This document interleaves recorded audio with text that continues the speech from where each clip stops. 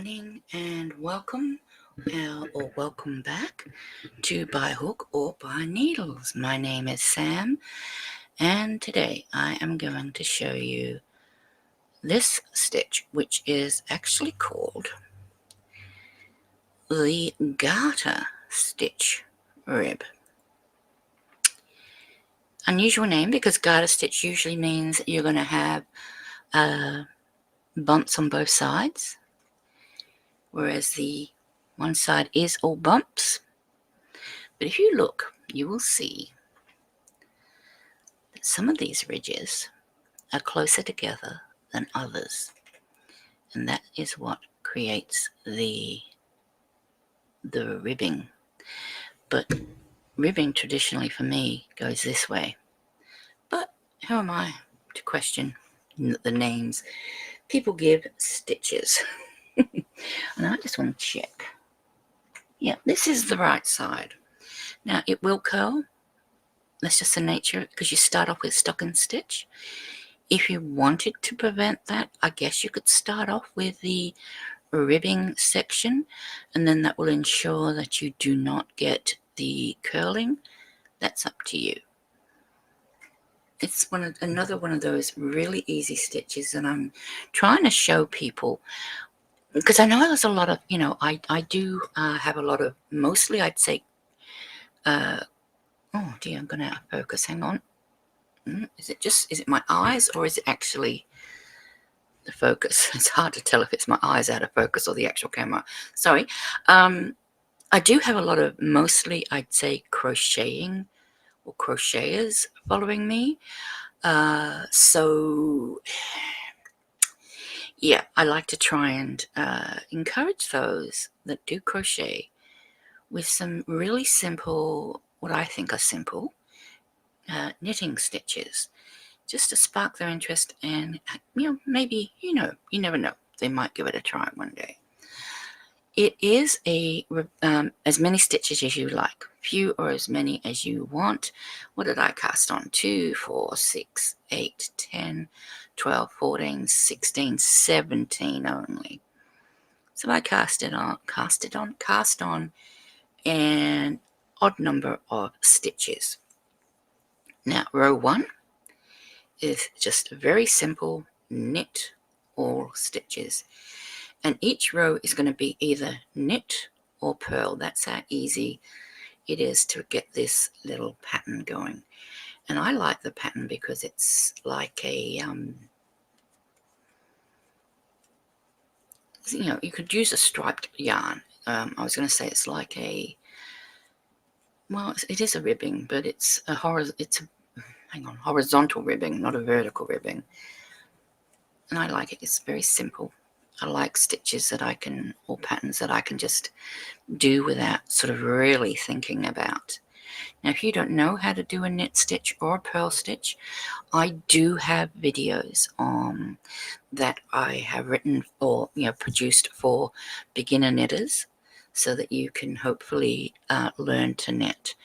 And I have had some success with a few people coming back and saying how they have not learned how to knit prior, but had a look at my videos and they picked it up a lot easier. That's probably due partly because they have tried in the past, but maybe it's also my teaching style. I'd like to think it's a bit of both. Okay, so oops, row 1. I didn't show you row 1. It's just knit all. That's it. Very easy. So can you imagine what next row is going to be? Yep, it's purl all. So yeah, it's just purl every row.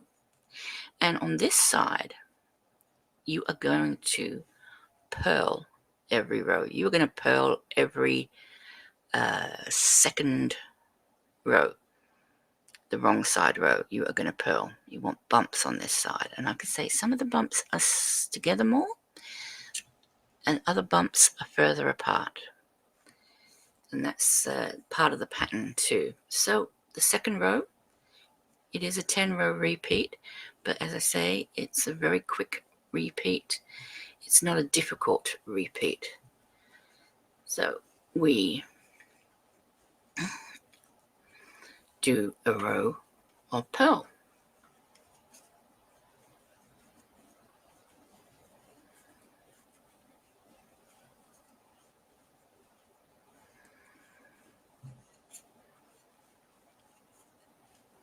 So we're actually doing, because we're doing a knit row and a purl row, this is a section of stockinette stitch. It's not actually a garter stitch. It's knits on the front and purls on the back. So this section is stockinette. Okay, so we've done that. And as the repeat, and as it will say down here in the ticker, purl all. Repeat the last 2 rows once more for it's a total of 4 stitches. Total of 4 rows, Sam.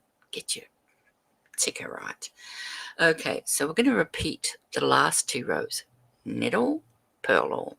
I'm going to come back at the beginning of row 5, and that's going to be super, super easy. Rows 5 to 10 are so easy. Okay, I'm going to be right back when I've finished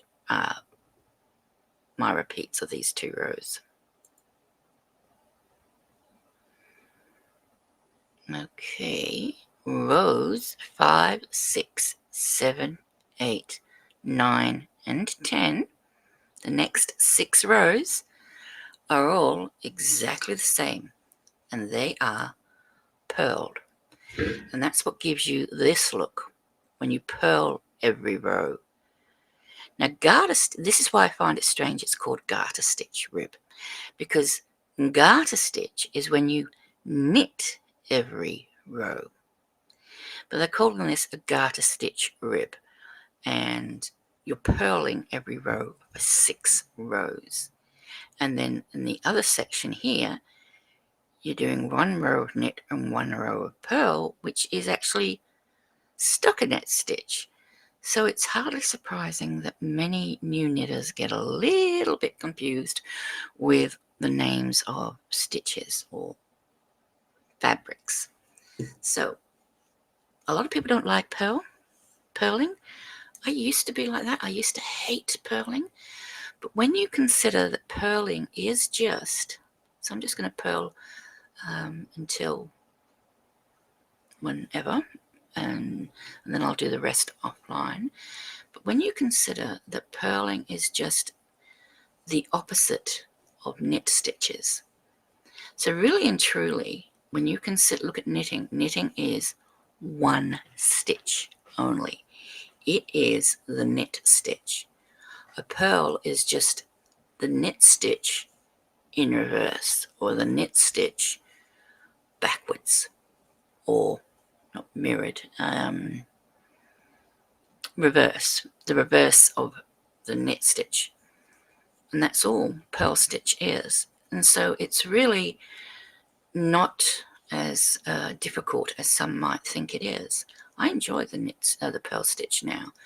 Once I got over the whole, it takes a little bit longer still for me, but I still enjoy it. So there we go. I purled, that's row 5. So now row 6, which will be also purled. And you can see there's a bit of you can see the knit stitch showing through, because we purled, but it creates a knit stitch on the reverse. And that's how we get this little gapping here, is because we're purling every row, not knitting every row. This is what makes me think that this shouldn't be called the garter stitch rib, because it's truly not a garter stitch. Not in the true sense of the word. Garter stitch is knitting every row.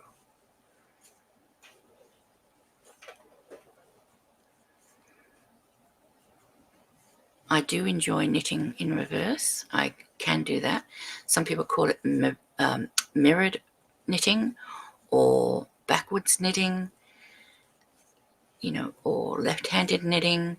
I can actually knit left-handed and purl left-handed. I struggle when I come to doing the increases and decreases, but if ultimately I can knit and purl left-handed, which I can't do in crochet. Okay, so there's the first 2 rows.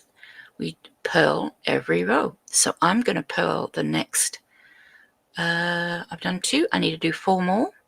I'm going to purl the next 4 rows until I've done the rows 5 to 10 in purl. I'm going to come back and show you the result.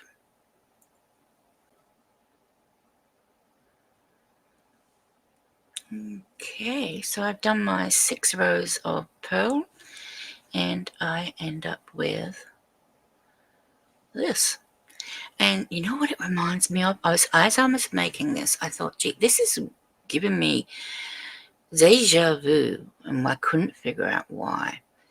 And I think it's because my very good friend Lisa from Lisa Knits and Blogs does a cardigan, not cardigan, sorry, a scarf, which is called, I think it's called the Garter Stripes scarf. I'm sure she'll let me know in the comments whether I'm right or wrong.